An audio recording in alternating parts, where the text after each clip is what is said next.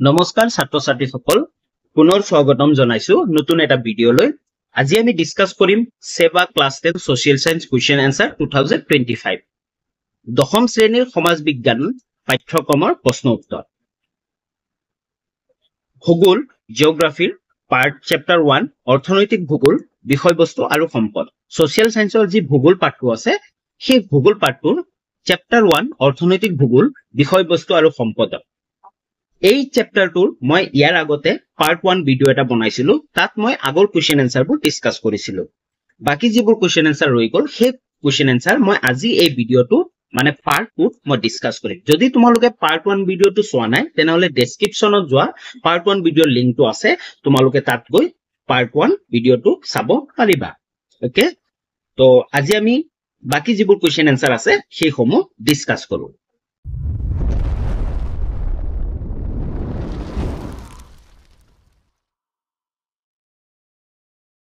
12 number 12 number প্ৰশ্নটো আমাক কি কৈছে যে প্ৰাকৃতিক সম্পদ বুলিলে কি বুজা উদাহৰণ সহ চমুকৈ লিখা যে প্ৰাকৃতিক সম্পদ সেই প্ৰাকৃতিক সম্পদ মানেনো কি আৰু লগতে ইয়াৰ উদাহৰণ সহ চমুকৈ লিখিব দিছে উত্তৰটো চোৱা প্ৰকৃতিৰ পৰা পোৱা যিবোৰ বস্তু প্ৰত্যক্ষ বা পৰোক্ষভাৱে মানুহৰ উপকাৰত আহে সেই সকলোবোৰ বস্তুকে প্ৰাকৃতিক সম্পদ বুলি কোৱা হয় হয় প্ৰকৃতিৰ পৰা আমি যিবোৰ বস্তু পাওঁ যিবোৰ বস্তু কি প্ৰত্যক্ষভাৱে পাও বা পৰোক্ষভাৱে পাও আৰু যিবোৰ বস্তু মানুহৰ উপকাৰ আহে সেই সকলোবোৰ বস্তুকে আমি কি বুলি কও প্ৰাকৃতিক সম্পদ বুলি কও ই গোটা জুলীয়া বা গেছীয় আৰু অধাত্মীয় বা ধাত্ৰীয় অৱস্থাত থাকিব পাৰে ই কি অৱস্থাত থাকিব পাৰে গোটা জুলীয়া গেছীয় আৰু অধাত্মীয় বা ধাত্ৰীয় অৱস্থাত থাকিব পাৰে প্ৰাকৃতিক সম্পদৰ বহুবোৰে প্ৰকৃতিত উপলব্ধ হোৱাৰ দৰে ব্যৱহাৰৰ কৰাৰ বিপৰীতে অন্য কিছুমান বিভিন্ন উদ্যোগত কেঁচা সামগ্ৰী হিচাপে ব্যৱহাৰ কৰা হয় হয় প্ৰাকৃতিৰ পৰা আমি যিবোৰ বস্তু পাওঁ যিবোৰ উপলব্ধ থাকে সেইবোৰ আমি কি ব্যৱহাৰ কৰো তাৰ বিপৰীতে কিছুমান বস্তু কি হয় উদ্যোগত কেঁচা সামগ্ৰী হিচাপেও ব্যৱহাৰ কৰা হয় প্ৰকৃতিৰ পৰা যিবোৰ বস্তু পাওঁ সেইবোৰ আমাৰ কি বুলি কৈছে মানুহৰ উপযোগিতা মানুহ উপকাৰ কৰে সেইবোৰ কি প্ৰাকৃতিক সম্পদ সেইবোৰ আমি পাওঁ আনকি কিছুমান উদ্যোগত কি কৰে সেই সামগ্ৰীবোৰ কেঁচা সামগ্ৰী হিচাপে ব্যৱহাৰ কৰা হয় কেনেদৰে চোৱা উদাহৰণ স্বৰূপে বাঁহৰ পৰা কাগজ যেনে বাঁহটো আমি ব্যৱহাৰ কৰো ঘৰ দুৱাৰ সাজিবৰ কাৰণে বিভিন্ন ধৰণৰ সা-সঁজুলি সাজিবৰ কাৰণে কিন্তু উদ্যোগত এইটো বাঁহক কি হিচাপে ব্যৱহাৰ কৰা হয় কেঁচা সামগ্ৰী হিচাপে ব্যৱহাৰ কৰা হয় কাৰণ বাঁহৰ পৰা কাগজ প্ৰস্তুত কৰা হয় তেনেকে কাঠৰ পৰা প্লাইউড কপাহৰ পৰা কাপোৰ খনিজ তেলৰ পৰা মম ভেসলিন প্লাষ্টিক ইত্যাদি বুজি পালা নেক্সট আমাক কি কৈছে উদাহৰণ সহ চমুকৈ লিখা উদাহৰণবোৰ চোৱা বায়ু পানী সূৰ্যৰ ৰশ্মি ভূমি খনিজ পদাৰ্থ প্ৰাকৃতিক গেছ উদ্ভিদ জীৱ-জন্তু নদ-নদী সাগৰ মহাসাগৰ আদি হৈছে কি প্ৰাকৃতিক সম্পদৰ উদাহৰণ হয় প্ৰাকৃতিক সম্পদৰ উদাহৰণ কোনবোৰ বায়ু পানী সূৰ্যৰ ৰশ্মি ভূমি খনিজ পদাৰ্থ প্ৰাকৃতিক গেছ উদ্ভিদ জীৱ-জন্তু নদ-নদী সাগৰ মহাসাগৰ আদি বুজি পালা নেক্সট কোৱেশ্চনলৈ আগবঢ়াৰ আগতে যদি তোমালোকে চেনেলটো সাবস্ক্ৰাইব কৰা নাই তেনেহলে সাবস্ক্ৰাইব কৰি লোৱা আৰু লগতে বেল আইকনটো প্ৰেছ কৰি অল কৰি লবা যাতে মই যেতিয়া নেক্সট ভিডিওবোৰ আপলোড দিম তেতিয়া তোমালোকে নটিফিকেশন পাব পাৰা আৰু তোমালোকৰ বন্ধু বান্ধৱীলৈকেও শেয়াৰ কৰিবা ওকে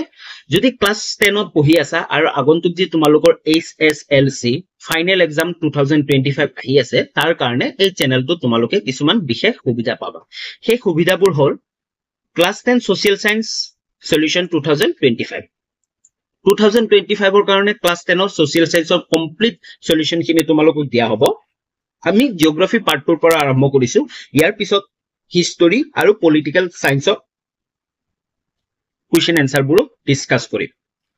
নেক্সট প্ৰিভিয়াস ইয়াৰ question paper with solution আগৰ বছৰ যিমানবোৰ question paper আহিছিল সেই question paper বুৰো পাবা তাৰ লগতে তাৰ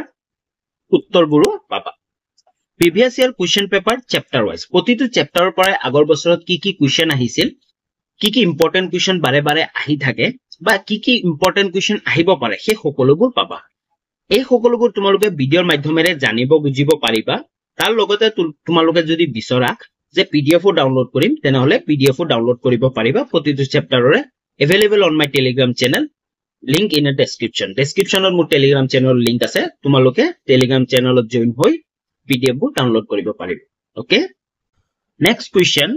13 নম্বৰ কোৱেশ্চনটো আমাক কি কৈছে মানৱ সৃষ্ট সম্পদ কি উদাহৰণ সহ ইয়াৰ ব্যৱহাৰ সম্পৰ্কে চমুকৈ লিখা হয় প্ৰাকৃতিক সম্পদ আমি পালো এতিয়া আমাক খুজিছে যে মানৱ সৃষ্ট সম্পদ কি আৰু লগতে কি কৈছে উদাহৰণ সহ ইয়াৰ ব্যৱহাৰ সম্পৰ্কে চমুকৈ লিখা সো উত্তৰটো প্ৰাকৃতিক সম্পদসমূহক ব্যৱহাৰৰ উপযোগী কৰি তুলিবলৈ মানুহৰ কাৰ্যদক্ষতা শিক্ষা প্ৰযুক্তি আৰু আগ্ৰহৰ প্ৰয়োজন হয় হয় প্ৰাকৃতিক সম্পদসমূহ ব্যৱহাৰৰ উপযোগী কৰিবৰ কাৰণে কাৰণ প্ৰাকৃতিক সম্পদবোৰ আমি বিভিন্ন ৰূপত পাওঁ যেনে ডাইৰেক্ট আমি কেতিয়াও ব্যৱহাৰ কৰিব নোৱাৰো যেনে সাৰুৱা তেলবোৰ আমি লগে লগে ব্যৱহাৰ কৰিব নোৱাৰো ইয়াক আমি কি মানুহৰ প্ৰযুক্তিবিদ্যা আৰু শিক্ষাৰ ব্যৱহাৰ কৰি আমি কি বিভিন্ন ধৰণৰ যেনে পেট্ৰল ডিজেল এইবোৰ প্ৰস্তুত কৰিব পাৰো হয় তাকে কৈছে প্ৰাকৃতিক সম্পদক ব্যৱহাৰৰ উপযোগী কৰি তুলিবলৈ মানুহৰ কাৰ্যদক্ষতা শিক্ষা প্ৰযুক্তি আৰু আগ্ৰহৰ প্ৰয়োজন হয় মানুহে বিজ্ঞান আৰু প্ৰযুক্তি ব্যৱহাৰ কৰি নিজ প্ৰচেষ্টাৰে প্ৰাকৃতিক সম্পদৰ পৰা উৎপাদন কৰা বিভিন্ন সম্পদবোৰে হৈছে মানৱ সৃষ্ট সম্পদ হয় মানুহে বিজ্ঞান আৰু প্ৰযুক্তিৰ ব্যৱহাৰ কৰি নিজ প্ৰচেষ্টাৰে প্ৰাকৃতিক সম্পদৰ পৰা উৎপাদন কৰা বিভিন্ন সম্পদবোৰে কি হয় মানৱ সৃষ্ট সম্পদ হয় ওকে উদাহৰণ স্বৰূপে চোৱা বাঁহৰ পৰা তৈয়াৰ কৰা কাগজ যেনে বাঁহটো প্ৰাকৃতিক সম্পদ হয় প্ৰকৃতিৰ পৰা আমি বাঁহটো লৈ কেনে আমাৰ বিজ্ঞান আৰু প্ৰযুক্তি মানুহে বিজ্ঞান আৰু প্ৰযুক্তি ব্যৱহাৰ কৰি বাঁহৰ পৰা কি প্ৰস্তুত কৰিছে কাগজ প্ৰস্তুত কৰিছে কপাহৰ পৰা তৈয়াৰ কৰা কাপোৰ খাদ্য সামগ্ৰী ঔষধ কাঠৰ আচবাব দুৱাৰ আকৰিকৰ পৰা সংশ্লেষিত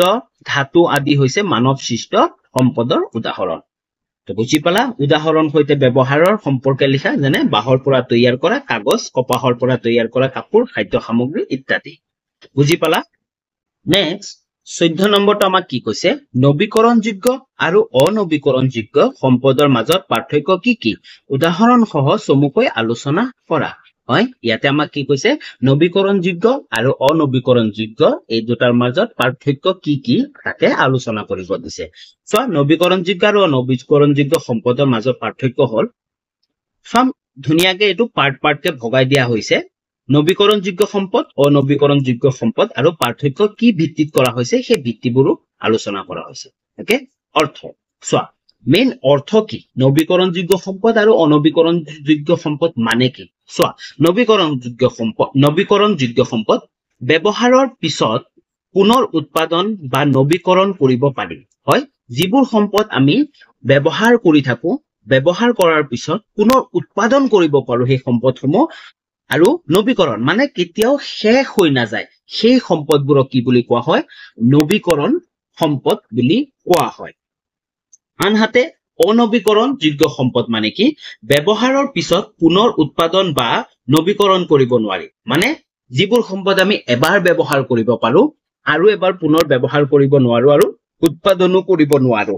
সেইবোৰক কি বুলি কোৱা হয় অনৱীকৰণযোগ্য সম্পদ মানে এবাৰ ব্যৱহাৰ কৰাৰ পিছত শেষ হৈ যায় ইয়াক আকৌ উৎপাদন কৰিব নোৱাৰি বুজি পালা নেক্সট 2 নম্বৰ কি কৈছে স্থায়িত্ব ইয়াৰ স্থায়িত্ব কি এই সম্পদবোৰ ব্যৱহাৰৰ পিছত নিশেষ হৈ নাযায় বা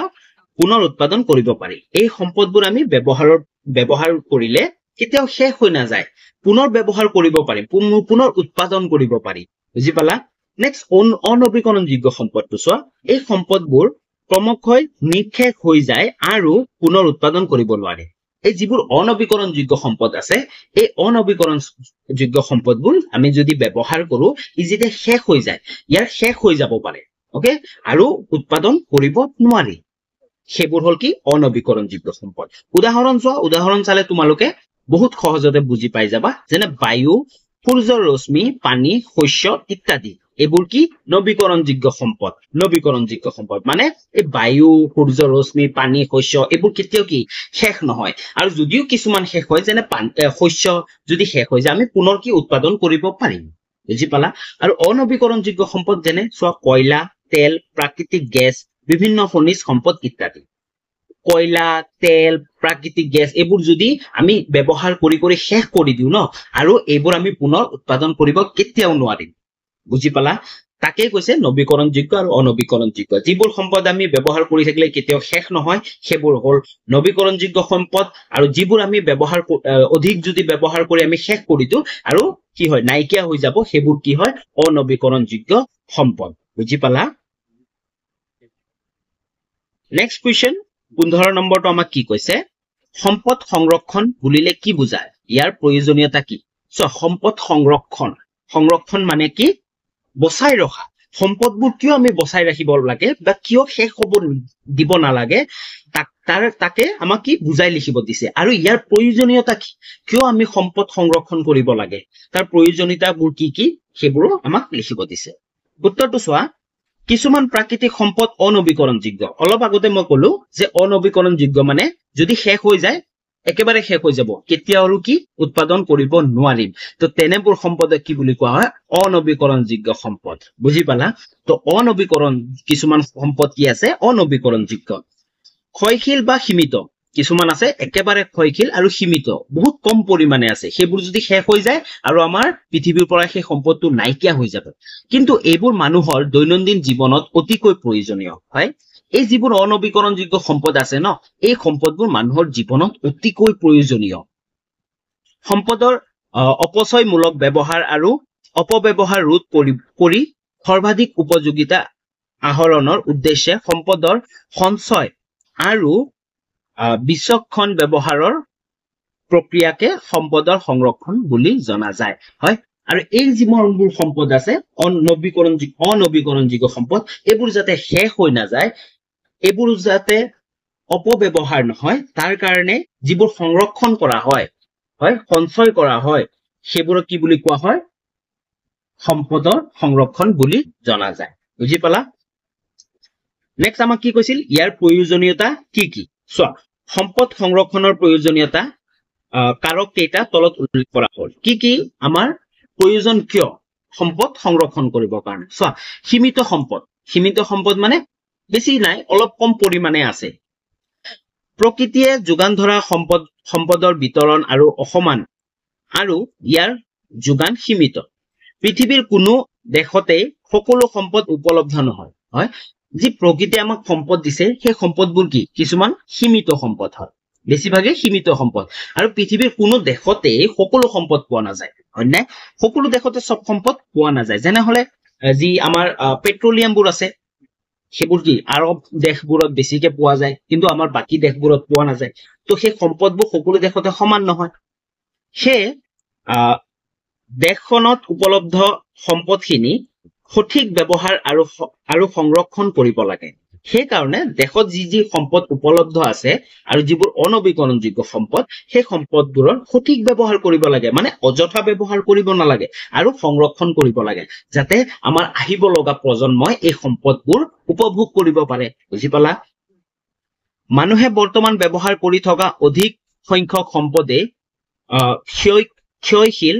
বা অনবীকৰণযোগ্য সম্পদ মানুহে বৰ্তমান সময়ত যিমানবোৰ সম্পদ ব্যৱহাৰ কৰি আছে এইবোৰ কি হয় ক্ষয়শীল বা অনবীকৰণযোগ্য সম্পদ সেই সীমিত সম্পদবোৰ দীৰ্ঘদিন ধৰি ব্যৱহাৰ উপযোগী কৰি ৰাখিবলৈ হলে সেই সম্পদবোৰ সংৰক্ষিতভাৱে ব্যৱহাৰ কৰিব লাগিব আৰু যদি এই সম্পদবোৰ দীৰ্ঘদিনলৈ মানে ৰাখিব বিচাৰে তেনেহলে ইয়াৰ সঠিক ব্যৱহাৰ আৰু সংৰক্ষণ কৰি ৰাখিব লাগিব বুজি পালা নেক্সট 6 নম্বৰটো আমাক কি কৈছে 6 নম্বৰ চোৱা বৰ্ধিত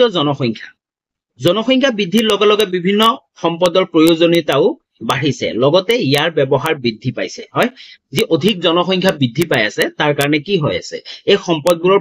প্ৰয়োজনীয়তাও বাঢ়িছে লগতে ইয়াৰ ব্যৱহাৰৰ বৃদ্ধি পাইছে গতিকে সম্পদৰ বহুল ব্যৱহাৰে যিহেতু উন্নয়ন সূচায় সেইবাবে ভৱিষ্যত প্ৰজন্মৰ উন্নয়নৰ বাবে সম্পদ সংৰক্ষণ প্ৰয়োজনীয় হয় যেহেতু সম্পদে কি বুজায় উন্নয়ন বুজায় বা উন্নয়ন সূচায় সেইবাবে ভৱিষ্যত প্ৰজন্ম যি আহিবলগীয়া আমাৰ ভৱিষ্যত প্ৰজন্ম আছে সেই ভৱিষ্যত প্ৰজন্মৰ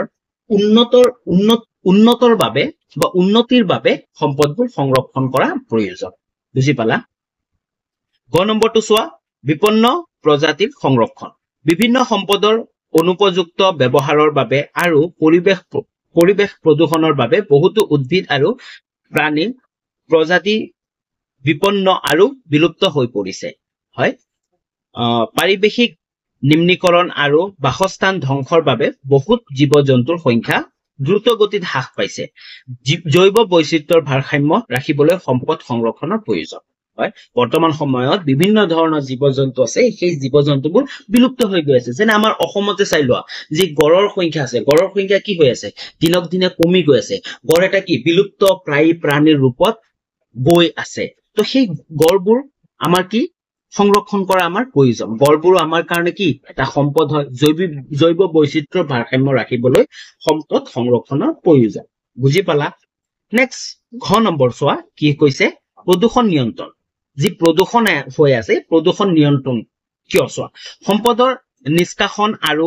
সংসাধনৰ ফলত পৰিৱেশত যথেষ্ট পৰিমাণে প্ৰদূষণ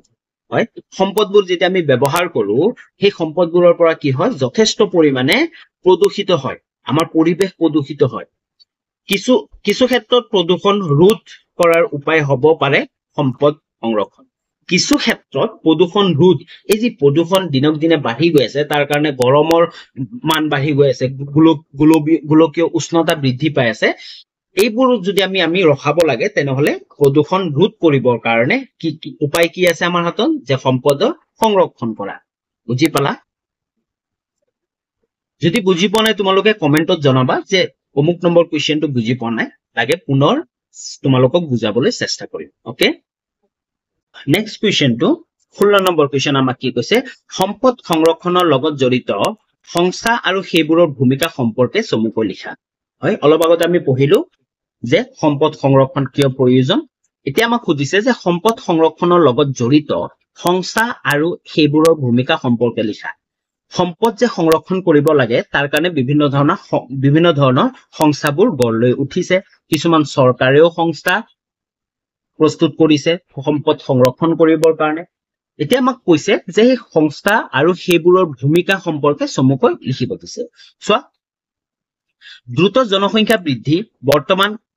মজুত থকা সম্পদসমূহৰ অত্যাধিক ব্যৱহাৰ সম্পদসমূহৰ অবৈজ্ঞানিক ধৰণে কৰা ব্যৱহাৰৰ ফলত হোৱা বৰ্ধিত পাৰিপাৰ্শ্বিক সমস্যা আদিৰ পৰিমাণস্বৰূপে বিশ্বৰ বহুতো গুৰুত্বপূৰ্ণ সম্পদ নিঃশেষ হবলৈ ধৰা পৰিস্থিতিৰ প্ৰতি লক্ষ্য ৰাখি সমগ্ৰ বিশ্বতে বিভিন্ন পৰ্যায়ৰ প্ৰাকৃতিক সম্পদ সংৰক্ষণৰ ব্যৱস্থা গ্ৰহণ কৰা হৈছে হয় দ্ৰুত গতিত জনসংখ্যাৰ বৃদ্ধি বৰ্তমান মজুত থকা সম্পদসমূহৰ অত্যাধিক ব্যৱহাৰ সম্পদসমূহৰ অবৈজ্ঞানিক ধৰণে কৰা যিবোৰ ব্যৱহাৰ ফলত হোৱা বৰ্ধিত পাৰিপাৰ্শ্বিক সমস্যা আদিৰ পৰিমাণস্বৰূপে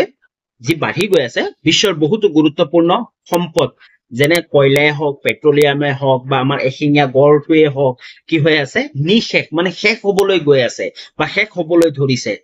সেই পৰিস্থিতিৰ প্ৰতি লক্ষ্য ৰাখি সমগ্ৰ বিশ্বতে আমাৰ অসমতে হওক বা ভাৰততে হওক সমগ্ৰ বিশ্বতে কি হৈছে বিভিন্ন পৰ্যায়ত প্ৰাকৃতিক সম্পদ সংৰক্ষণৰ ব্যৱস্থা গ্ৰহণ কৰা হৈছে ওকে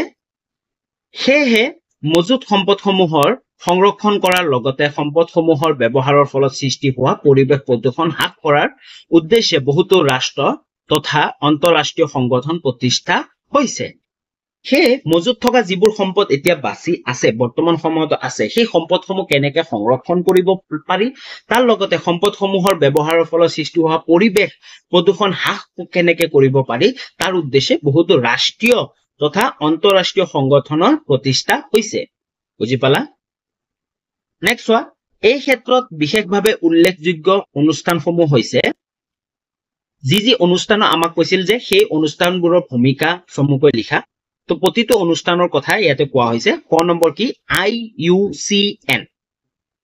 IUCN ৰ সম্পূৰ্ণ নামটো হৈছে international union for conservation of nature মানে আন্তঃৰাষ্ট্ৰীয় পৰিৱেশ সংৰক্ষণ সংস্থা যি আন্তঃৰাষ্ট্ৰীয় পৰিৱেশ সংৰক্ষণ কৰিবৰ কাৰণে এই সংস্থাটো কি কৰা হৈছে প্ৰস্তুত কৰা হৈছে IUCN মনত ৰাখিবা 1948 চনতে ইউনেস্কোৰ প্ৰথম সঞ্চালক প্ৰধান জুলিয়ান প্লেৰ প্ৰচেষ্টাত ফ্ৰান্সত IUCN প্ৰতিষ্ঠিত হৈছিল। ইউনেস্কো অৰ্থাৎ ৰাষ্ট্ৰসংঘৰ শৈক্ষিক বৈজ্ঞানিক আৰু সাংস্কৃতিক সংস্থাৰ প্ৰথম সঞ্চালক প্ৰধান জুলিয়ান হাক্সলে ব্ৰিটিছ জীৱবিজ্ঞানীয়ে ইয়াৰ প্ৰতিষ্ঠা কৰিছিল। হয়, IUCN কোনে প্ৰতিষ্ঠা কৰিছিল? জুলিয়ান হাক্সলে। ওকে, 1948 চনত ইউনেস্কোৰ প্ৰথম সঞ্চালক প্ৰধান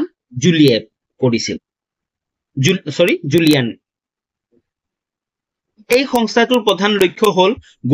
গোলকীয় প্ৰাকৃতিক পৰিৱেশ আৰু প্ৰাকৃতিক সম্পদৰ সংৰক্ষণৰ লগত জৈৱ বৈচিত্ৰ্যৰ সম্পৰ্কে অধ্যয়ন তথা গৱেষণা চলাই যোৱা আৰু উপযুক্ত ব্যৱস্থা গ্ৰহণ কৰা। ই ৰাষ্ট্ৰসংঘৰ নিৰ্দেশনা অনুসৰি কাৰ্য সম্পাদন কৰে। IUCN-এ প্ৰতিষ্ঠা কৰা আন্তৰ্জাতিক সংগঠন দুটা হৈছে বিশ্বব্যাপ্ত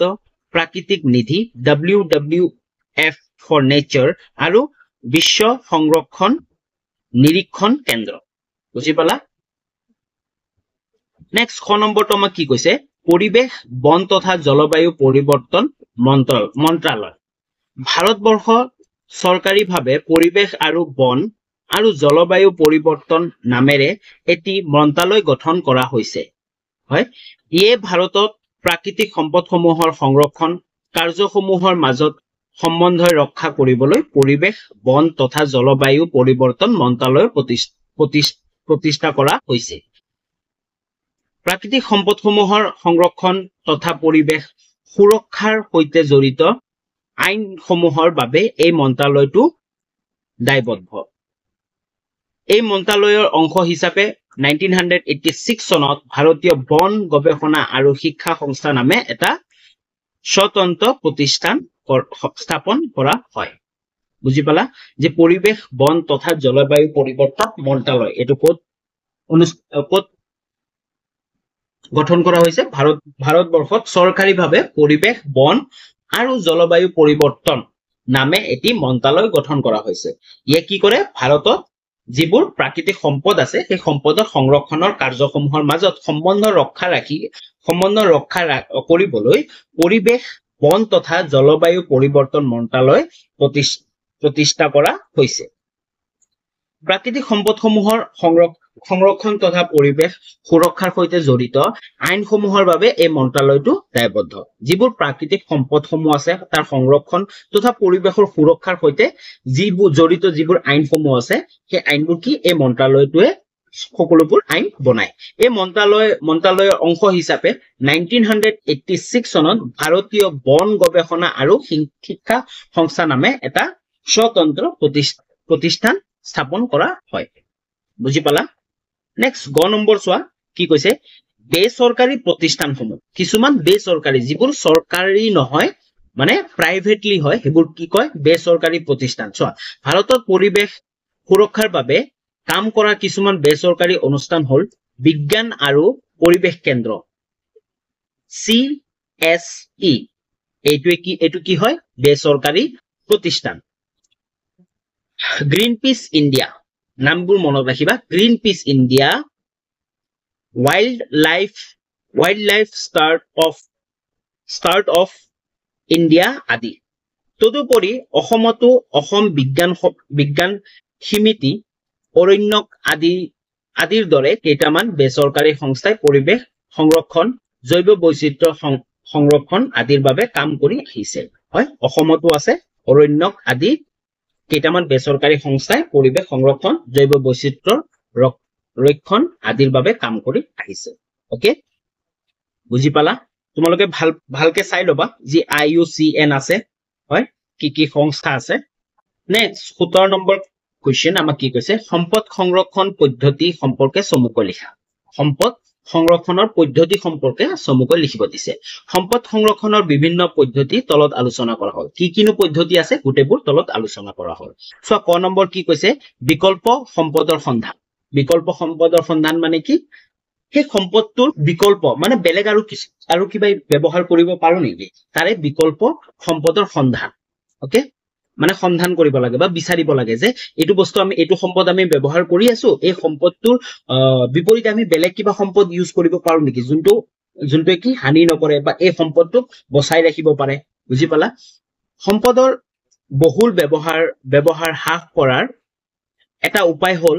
উৎপাদন চলি থকা অৱস্থাতে বিকল্প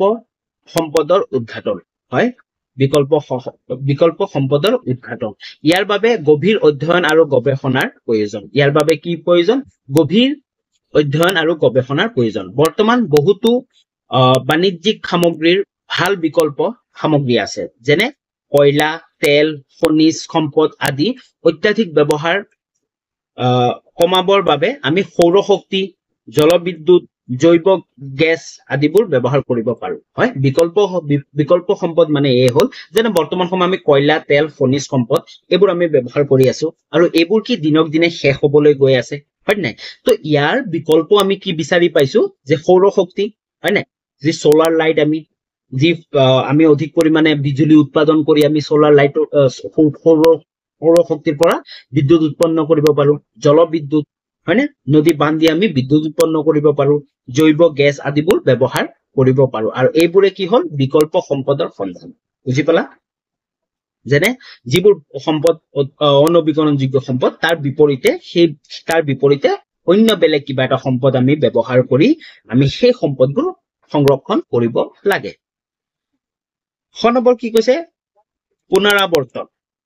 পুনৰাবৰ্তন প্ৰক্ৰিয়াৰ জৰিয়তে বৰ্জিত দ্ৰব্য পুনৰ ব্যৱহাৰ যোগ্য কৰি কেঁচা সামগ্ৰীৰ ব্যৱহাৰ হ্ৰাস কৰিব পাৰি উদাহৰণস্বৰূপে পুৰণি প্লাষ্টিক বটলৰ পৰা পুনৰ প্লাষ্টিক বটল তৈয়াৰ কৰা হয় যি খনিজ তেল আছে ন খনিজ তেলৰ লগত বিভিন্ন বস্তু ওলাই তাৰ পৰা কি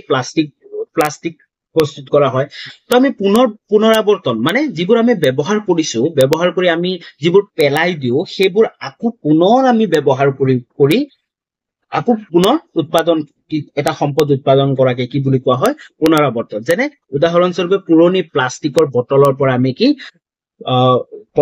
পুনৰ প্লাষ্টিকৰ বটল তৈয়াৰ কৰা বুজি পালা নেক্সট গ নম্বৰটো কি কৈছে অভিযোজন প্ৰয়োজনীয় অধ্যয়ন আৰু গৱেষণাৰ জৰিয়তে উপলব্ধ সম্পদবোৰৰ উন্নত আৰু সাৰ্থক ব্যৱহাৰৰ বাবে বহুতো অভিযোজন প্ৰক্ৰিয়া প্ৰয়োগ কৰিব পাৰি ই কেঁচা সামগ্ৰীৰ অপব্যৱহাৰ হ্ৰাস কৰে আৰু সম্পদৰ উৎপাদন বঢ়ায় উদাহৰণস্বৰূপে ৰাসায়নিক সাৰৰ পৰিৱৰ্তে জৈৱ সাৰ তৈয়াৰ কৰা হয় ৰাসায়নিক সাৰৰ পৰিৱৰ্তে আমি জৈৱ সাৰ ব্যৱহাৰ কৰিব পাৰো বুজি পালা ঘ নম্বৰ বৰ্জিত দ্ৰব্যৰ পৰিমাণ নিয়ন্ত্ৰণ বৰ্জিত দ্ৰব্যবোৰ সঠিকভাৱে সংগ্ৰহ কৰিলে আৰু বৈজ্ঞানিকভাৱে ব্যৱহাৰ কৰিলে ইয়াৰ পৰা বহুতো নতুন সামগ্ৰী পাব পাৰি উদাহৰণস্বৰূপে কাৰখানা আৰু নগৰৰ নলা নৰ্দমাৰ বৰ্জিত পানীক নিৰ্দিষ্ট বৈজ্ঞানিক পদ্ধতিৰে পুনৰ বিশুদ্ধ কৰিব পাৰি হয় বিভিন্ন ধৰণৰ যিবোৰ আমাৰ বেয়া হৈ যায় আমি পানীবোৰ ব্যৱহাৰ কৰাৰ পিছত যিবোৰ লেতেৰা হৈ যায় সেইবোৰ বৈজ্ঞানিকভাৱে আমি কি পুনৰ ব্যৱহাৰ বা পুনৰ বিশুদ্ধ কৰিব পাৰি বুজি পালা 9 নম্বৰ সংৰক্ষণ সম্পৰ্কীয় জ্ঞানৰ সম্প্ৰসাৰণ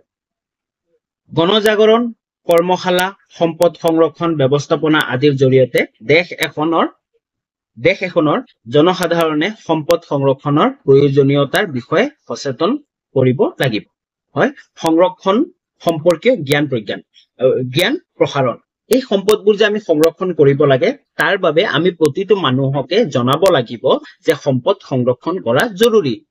তো তাৰ কাৰণে বিভিন্ন ধৰণৰ জনজাগৰণ যেনে কৰ্মশালা সম্পদ সংৰক্ষণ ব্যৱস্থাপনা আদিৰ জৰিয়তে দেশ এখনৰ জনসাধাৰণক সম্পদ সংৰক্ষণৰ প্ৰয়োজনীয়তাৰ বিষয়ে সচেতন কৰিব লাগিব সকলোকে জনাব লাগিব যে সম্পদ সংৰক্ষণ কৰিব লাগে নেক্সট প্ৰথম 6 নম্বৰটো চোৱা সংৰক্ষণ বা সম্পৰ্কীয় আইনৰ কাৰ্যকৰীকৰণ সম্পদৰ সঠিক সংৰক্ষণৰ বাবে ইয়াৰ অপব্যৱহাৰ ৰোধ কৰা উচিত হয় চৰকাৰে এই আইনৰ সঠিক কাৰ্যকৰীকৰণ হোৱাটো নিশ্চিত কৰিব লাগিব আৰু আইনৰ ব্যৱস্থা কটকটীয়া কৰিব লাগিব হয় বিভিন্ন ধৰণৰ সম্পদ ব্যৱহাৰত আইন আমি আনিব লাগিব আৰু আইন মতে সেই বস্তুবোৰ ব্যৱহাৰ কৰিব লাগিব যাতে কোনোবোৰ মানুহে অযথা বা অধিক পৰিমাণে সম্পদবোৰ এনেই ব্যৱহাৰ কৰি খৰচ কৰিব নোৱাৰে নেক্সট দ্বিতীয় 6 নম্বৰটো চোৱা সম্পদৰ ভঁৰালৰ সঠিক মূল্যবান যিকোনো দেশৰ উন্নয়নৰ বাবে সম্পদৰ সঠিক মূল্যবান প্ৰয়োজন যেতিয়া সংশ্লিষ্ট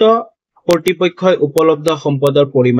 পৰিমাণৰ বিষয়ে জ্ঞাত হ'ব তেতিয়াহে তেনে সম্পদ সঠিক ব্যৱহাৰৰ ক্ষেত্ৰত আঁচনি গ্ৰহণ কৰিব পাৰিব বৰ্গীয় জ নম্বৰটো চোৱা সম্পদসমূহৰ ভৱিষ্যত প্ৰয়োজন নিৰ্ধাৰণ এই সম্পদসমূহৰ যিবোৰ শেষ হ'বলৈ ধৰিছে সেই সম্পদবোৰ আমাৰ ভৱিষ্যতেও যে প্ৰয়োজন হ'ব তাৰ নিৰ্ধাৰণ কৰে বৰ্তমান জনসংখ্যাৰ বৃদ্ধিৰ প্ৰতি লক্ষ্য ৰাখি যিকোনো সম্পদ ভৱিষ্যতৰ প্ৰয়োজনীয়তা নিৰ্ণয় কৰাটো অতি জৰুৰী বুজি পালা তো আজিলৈ ইমানখিনি আছিল বাকি আৰু কিছুমান কোৱেশ্চন এনসাৰ ৰৈ গ'ল সেই কোৱেশ্চন এনসাৰবোৰ মই নেক্সট পাৰ্টত পাৰ্ট 3 ত মই আপলোড কৰিম ওকে যদি ভিডিঅটো ভাল পালা তেনেহলে লাইক কৰা কমেন্ট কৰা আৰু বন্ধু বান্ধৱীলৈকো শ্বেয়াৰ কৰা ওকে তো আজিলৈ ইমানখিনি আছিল পুনৰ লগ পাই আছো নতুন এটা ভিডিঅ লৈ তেতিয়ালৈ বাই বাই